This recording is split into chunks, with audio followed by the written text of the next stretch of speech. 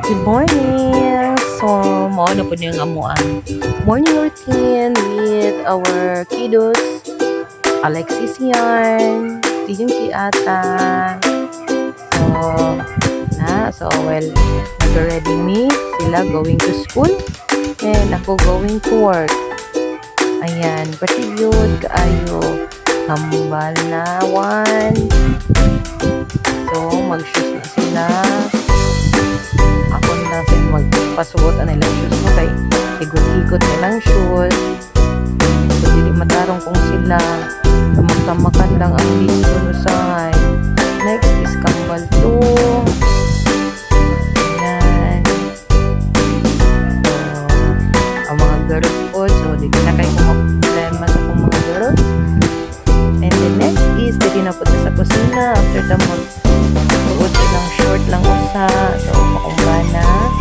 Kaya dyan na routine every morning is tigloto. Prepare sa mong pagkaon. Welcome may maligo, mag-ilis. So, siya po, busy po niya siya sa kusina. Pwede na mo ang sudan na hotdog. Hotdog sa breakfast. Hotdog po na nga mong paluto. Yan. So, ako kapalit. Kung sa magka-busy o nagdali, sila, kalma lang, relax lang, maradyo mo agad dali. Yan. So, ulat ko na sila sa panilang buhaton.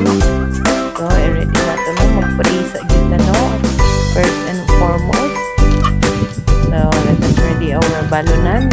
Balunan 1, balunan 2, balunan 3, balunan 4, and balunan 5. So, natin na po na nabutang sa sudan. Okay, ano? So, ang sudan sa balunan o sa na po na i-share na po na namang sudan sa among breakfast. Ayan. So, after na po na mangusina ako ang bana, ano po na ready ang amo ang sakyanan para mo at na po niya amo ang sila sa school and ako sa work.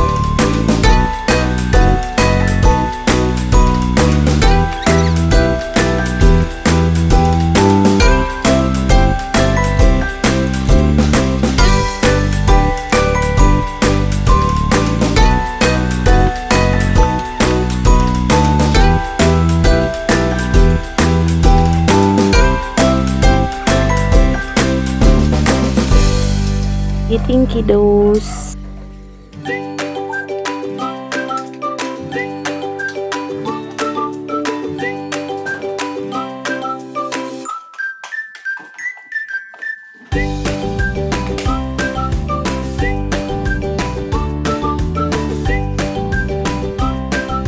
After mag-breakfast, final checking sa ilahang gamit. Kung nakabay na nga bilin. Kung kompleto pa man sa lapis. So, ilis na sila t-shirt. So, t-shirt na sad. Pwede pa ng puti as ng t-shirt. Pwede pa na ng limutluha.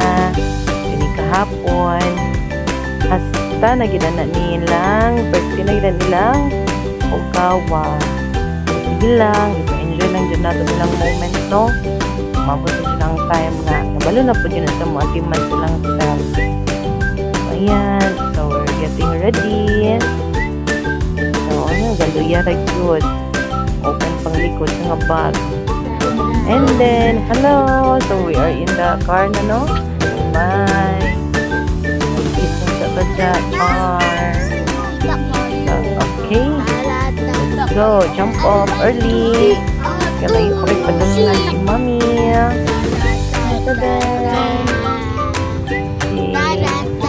Hatod na ang kids going to school.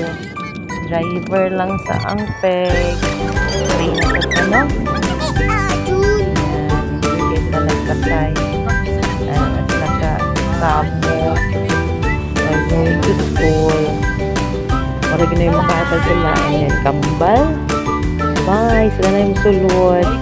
Then ako akong murag kambal ng mga ate. Sus, cute pang ate, oh. Ma na, naama ko gipalit para sa So, inyo. let's go. Faster na. Bye. Lagi Bye. Hi. Bye, girls.